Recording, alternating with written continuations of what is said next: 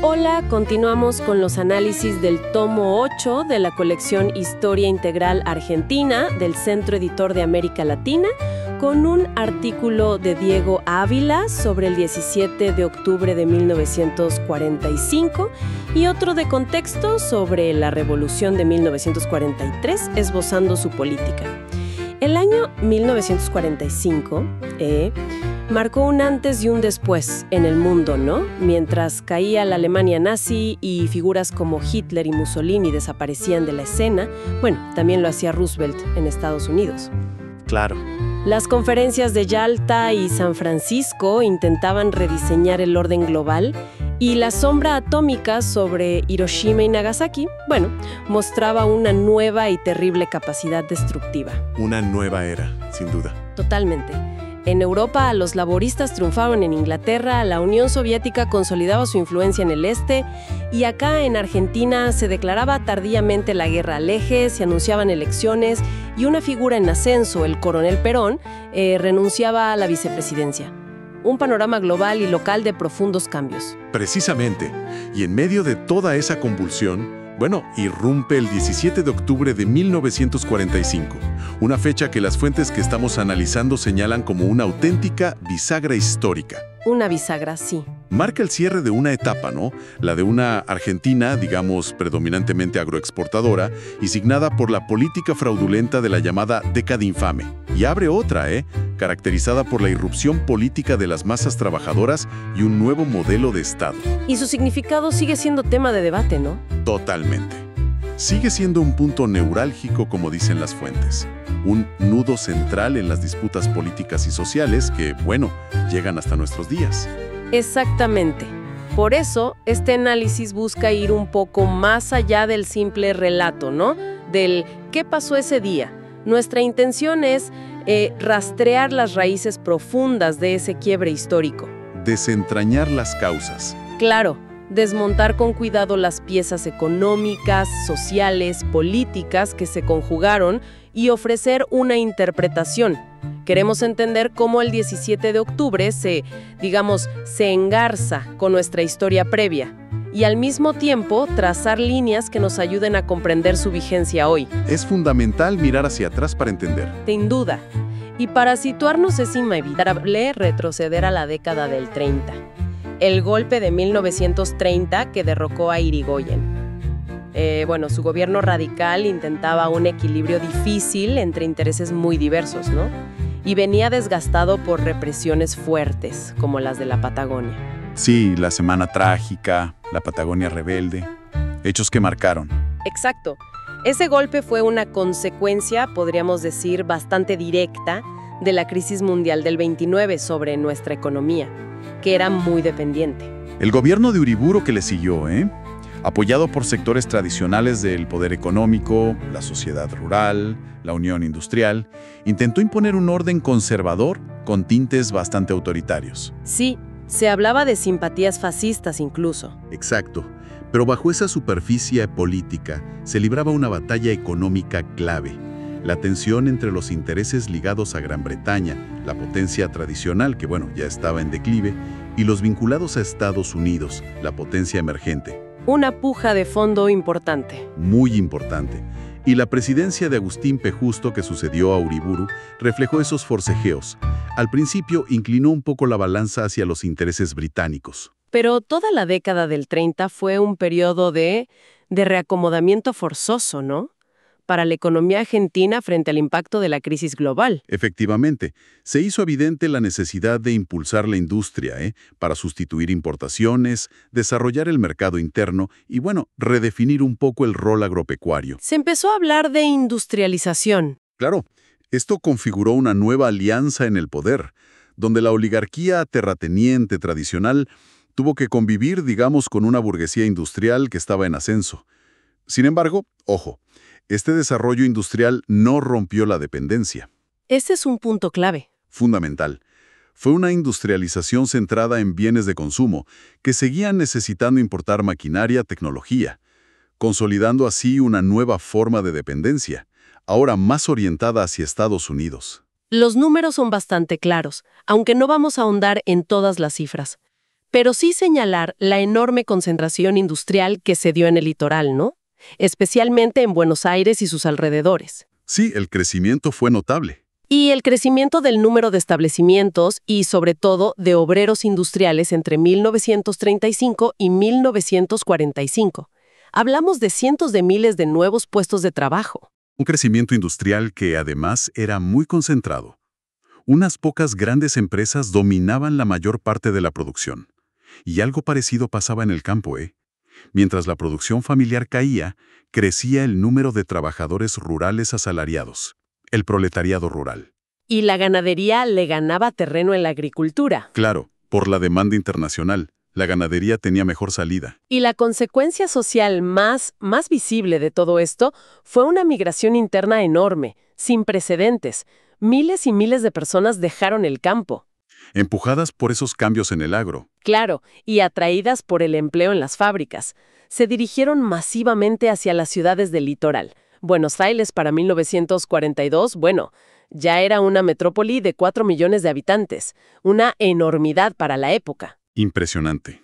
Entonces, para sintetizar, dos cambios claves se habían producido en la estructura argentina antes del peronismo. Primero, la industria, el comercio, los servicios, superaron al agro como sector principal de la economía. Hubo un desplazamiento del eje del desarrollo capitalista dependiente. Cambió el motor económico, digamos. Exacto. Y segundo, la inversión extranjera cambió de manos. Declive británico, ascenso estadounidense. La dependencia en esencia se reorientaba, no desaparecía, cambiaba de eje. Mientras tanto, en lo político transcurría la famosa década infame, ¿no? De 1932 a 1943. Un periodo marcado por el fraude electoral sistemático, el llamado fraude patriótico. Una ironía, ¿no? Totalmente. La restauración conservadora, acuerdos económicos muy controversiales como el Pacto Roca-Runciman, y una inestabilidad política que, en el fondo, reflejaba esas tensiones económicas que vos mencionabas. Sí, figuras como Pinedo, por ejemplo, mostraron esa capacidad de adaptación de algunos sectores dominantes al escenario internacional cambiante. Un día pro-inglés, al otro más cercano a Estados Unidos. Buscando acomodarse. En el fondo, era una lucha por redefinir el bloque de poder. Pasar de un predominio terrateniente burgués a uno burgués terrateniente, más acorde con el nuevo peso de la industria. Este reacomodamiento, complejo, conflictivo, es el caldo de cultivo para la revolución del 4 de junio de 1943. Ese golpe militar instala un gobierno bastante heterogéneo. El GEU, el Grupo de Oficiales Unidos, aglutinaba distintas corrientes. Nacionalistas católicos, algunos con simpatías por el eje, partidarios de la industrialización, defensores de una conciliación de clases tutelada por las Fuerzas Armadas. Figuras muy diversas convivían ahí. Santa Marina, Genta, Martínez Huiría y, por supuesto, Juan Domingo Perón. Que ya empezaba a perfilarse. Exacto. Un punto ciego inicial de este gobierno militar fue, quizás, creer que se podía impulsar la industrialización sin confrontar la estructura de dependencia, especialmente con Estados Unidos. Una ilusión, tal vez. Probablemente. Perón, sin embargo, parece haber percibido con más claridad el declive británico y la necesidad de una política exterior, digamos, más pragmática frente al nuevo escenario de poder mundial. Hablemos entonces un poco más de Perón. Su carrera militar había empezado en 1911. Tuvo una misión de estudios importante en Europa entre el 39 y el 40. Sí, Italia, Alemania, España. Vio de cerca los regímenes de la época. Y ocupó posiciones clave después del golpe del 43. Secretario de Trabajo y Previsión, después ministro de Guerra y finalmente vicepresidente. Su influencia dentro del GO fue determinante. Y desde la Secretaría de Trabajo, ahí demostró una notable habilidad política. Supo interpretar las demandas, las aspiraciones de esa clase obrera que crecía y que, como vamos a ver, los partidos tradicionales no lograban contener ni representar. Captó algo que otros no vieron. Exacto. Fue crítico con los sectores más tradicionales de la oligarquía, esas rémoras agrarias como las llamaba, y a la vez pragmático en la internacional. Buscaba, según sus palabras, aprovechar intereses económicos paralelos y neutralizar los contrapuestos. Lo dijo en un discurso en 1944. Y su discurso sobre la tierra también fue importante, ¿no? Aunque sin plantear una reforma agraria profunda, conectó con un reclamo histórico al decir eso de que la tierra no debe ser un bien de renta, sino un instrumento de producción y de trabajo. Claro, eso resonó fuerte. Esa combinación de crítica a la vieja oligarquía, pragmatismo internacional y una política activa de concesiones y organización de los trabajadores desde el Estado, bueno, fue fundamental en su rápido ascenso. ¿Y quiénes eran esos trabajadores a los que Perón interpelaba? Hablamos de una clase obrera que había crecido muchísimo. De poco más de 100.000 a fines del siglo XIX a más de 700.000 hacia 1941. Una transformación enorme. Primero con la inmigración europea, claro, y luego, decisivamente, con esa migración interna desde las provincias. Los que llamaban despectivamente cabecitas negras. Estos nuevos obreros, muchos de origen rural, sin experiencia sindical previa, llegaban a un mundo urbano e industrial totalmente desconocido para ellos. Un choque cultural también. Sin duda. Estaban más abiertos a nuevos liderazgos, a nuevas propuestas. Tenían expectativas de mejora que el viejo sistema político, bueno, no parecía poder satisfacer. ¿Y cómo respondieron los partidos políticos tradicionales a esta nueva realidad social? Esa es la gran pregunta.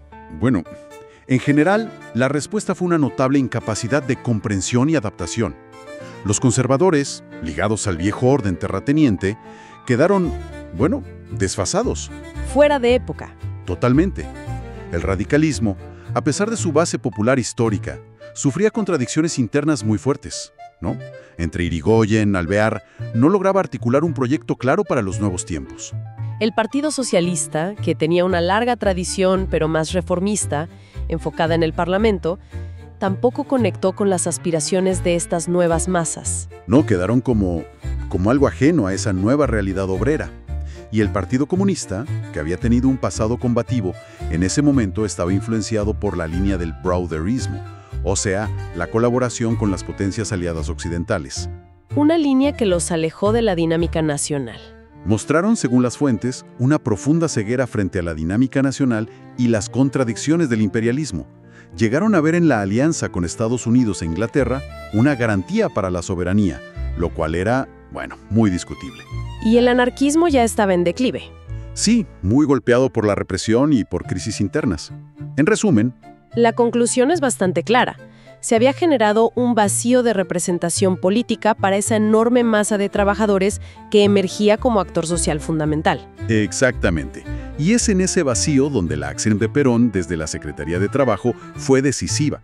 No solo con discursos, sino implementando mejoras concretas, vacaciones pagas, aguinaldo, jubilaciones, haciendo cumplir leyes laborales que ya existían, pero que, bueno, nadie hacía cumplir. Eso generó lealtad. Mucha lealtad.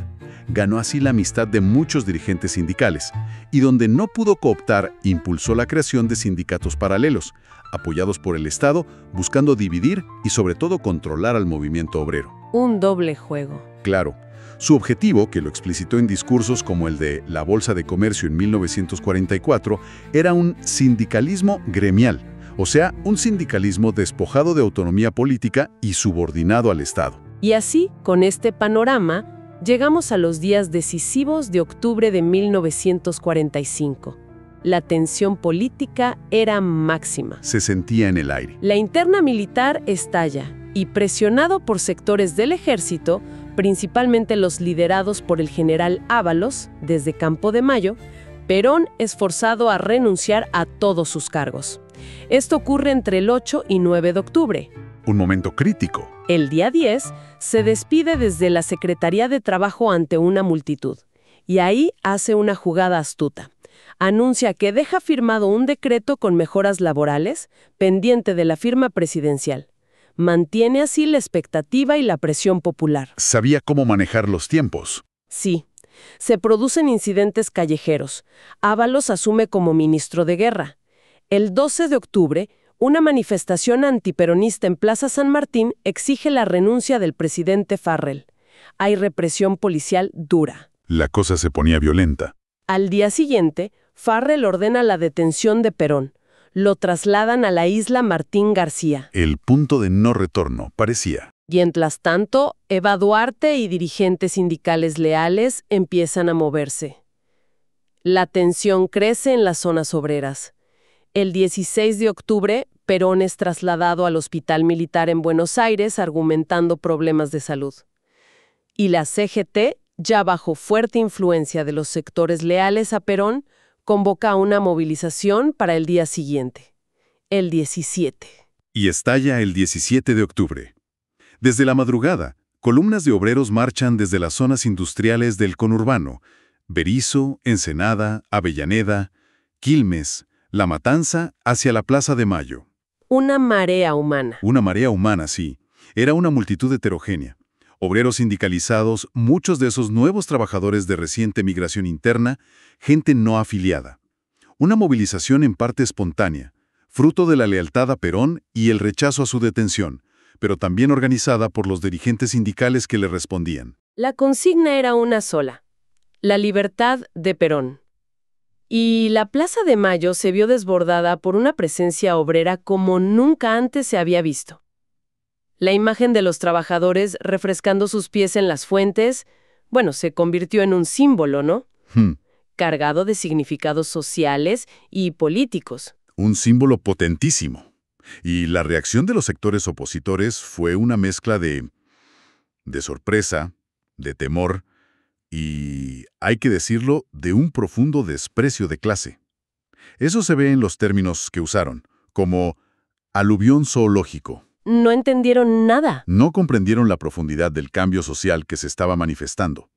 Veían solo desorden o manipulación fascista, sin entender la base real de apoyo que Perón había construido. ¿Y cómo se resolvió? El desenlace se definió en horas muy tensas. Hubo vacilaciones en el gobierno de Farrell, divisiones en las Fuerzas Armadas, la policía mostró bastante pasividad, incluso simpatía hacia los manifestantes en muchos casos. La CGT lanza la huelga general para el día 18. Exacto. Finalmente, tras negociaciones lideradas por Mercante, Farrell cedió. Y por la noche, Perón, ya liberado, habló desde el balcón de la Casa Rosada a la multitud enfervorizada. Un momento icónico. Las consecuencias fueron inmediatas, ¿no? Renuncias en el gabinete militar, se forma uno nuevo totalmente leal a Perón, él se retira del ejército, se casa con Eva Duarte poco después y se adelantan las elecciones para febrero de 1946. El camino al poder estaba abierto. Sin duda alguna. El 17 de octubre representa la irrupción definitiva, protagónica, de la clase obrera en la historia política argentina. Es la manifestación visible de todas esas transformaciones económicas y sociales que veníamos analizando. Y Perón fue el catalizador. El catalizador, el líder carismático que supo interpretar y sobre todo encauzar esa fuerza social emergente. Si profundizamos un poco en el proyecto que Perón empezaba a delinear en ese momento, ¿qué vemos? Bueno, vemos una clara base popular, nacionalista e industrialista, con un fuerte componente antioligárquico. Su método era el paternalismo. Apelaba mucho al sentimiento, buscaba una conexión emocional directa con los trabajadores.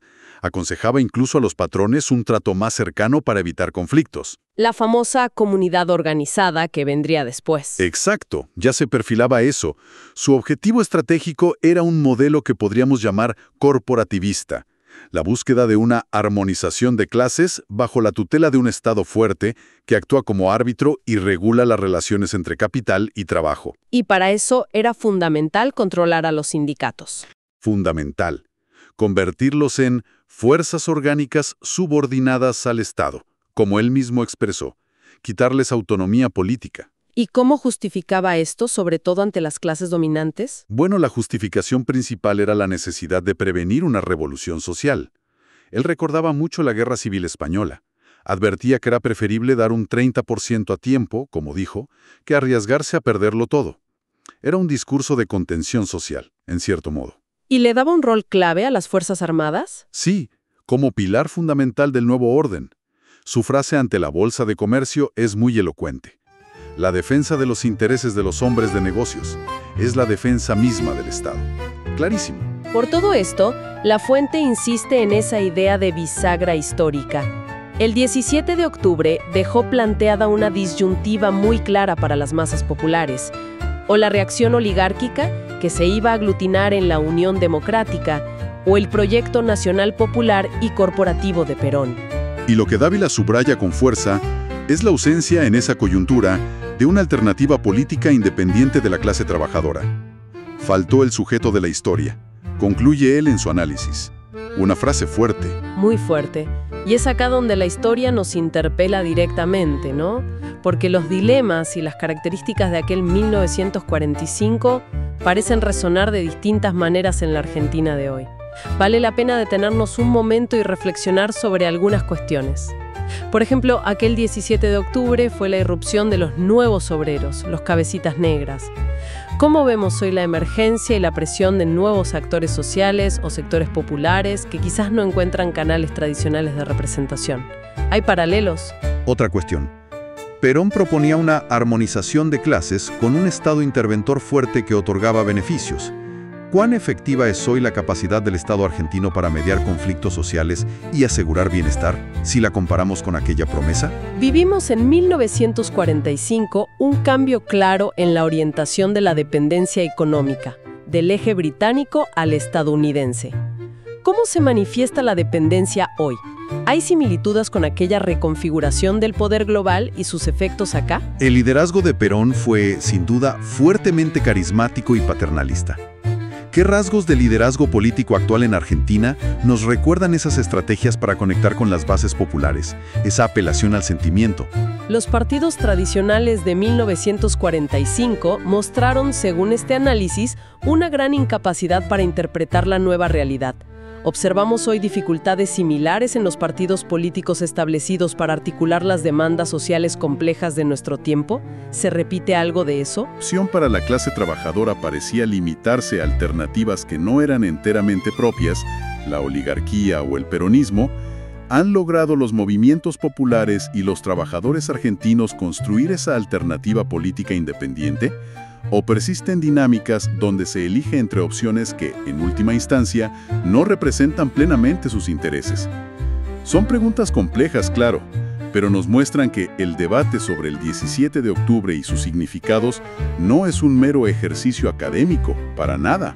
Sigue vivo, como dice la fuente, incrustado en el corazón de las luchas de clases de la Argentina contemporánea. Quizás la reflexión final que nos deja aquel 17 de octubre no es solo recordar qué sucedió, sino preguntarnos por qué el escenario político ofrecía, en ese momento tan crucial, tan pocas alternativas genuinas para las grandes mayorías. Una pregunta clave. Y si esa limitación estructural de entonces, esa ausencia de una alternativa propia que marcaba Dávila, ¿sigue siendo, de algún modo, un condicionante en el presente argentino?